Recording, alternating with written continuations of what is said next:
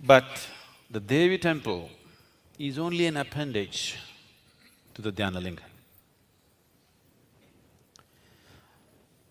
When we consecrated Dhyanalinga, this corner, the southwestern corner becoming the Devi temple was always on my mind. I think I spoke a couple of times.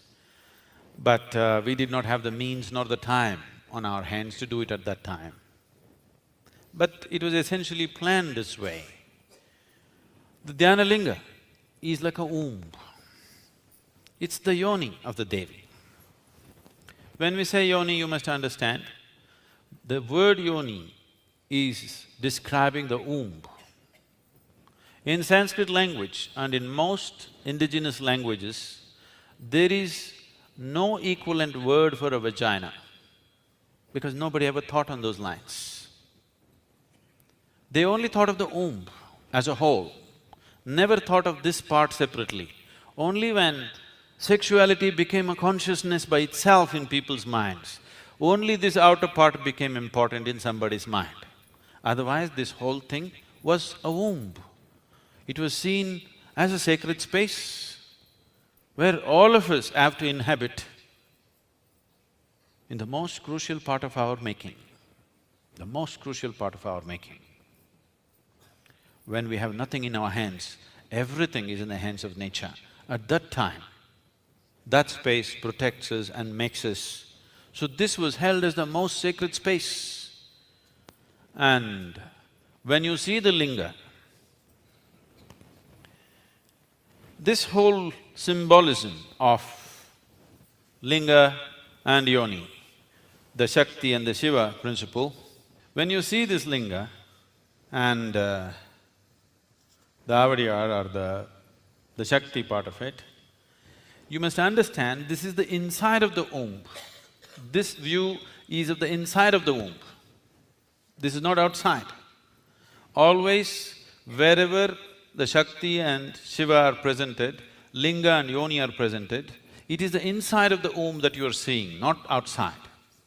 That is why the female part is at the base and the Linga is here.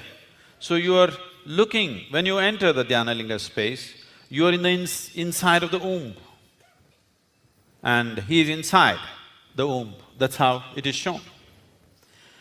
Now, what we are doing here right now is the Devi temple is coming here. So this was always a part of this triangle. It is just that we had not created an official space, but this was always the part of this triangle because this is the Yoni.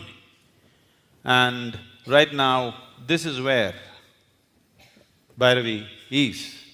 This is a complete system now. In some way, not in terms of Dhyanalinga, he is complete by himself. But as a whole space, this has been a slightly incomplete space. So now, this process is complete. And now the first reverberation that happens out of this, which is the life-generating reverberation, it is just because two cells meet, life cannot happen. There is a reverberation, the first reverberation which is before the making of life. That reverberation is called spanda, and that is why the spanda hall is here. In this direction, the spanda hall and the Devi temple are exactly like this. At that time, I had not spoken about building this temple. I had to do lot of convincing to tell them, this is the angle I want the spanda hall in. They said, no, this will look better, that will look better. I said, no, this is the way we want it, because this is a whole system. Actually, in the right context, if we had done it in the right way, right is not the word, if we had time and means to do it the right… and the necessary social maturity, we should have started from this end. We should have first established Bhairavi, then gone for Dhyanalinga, then gone for Spanda Hall. That would have been the natural order of things. But we did this first, then this and then this.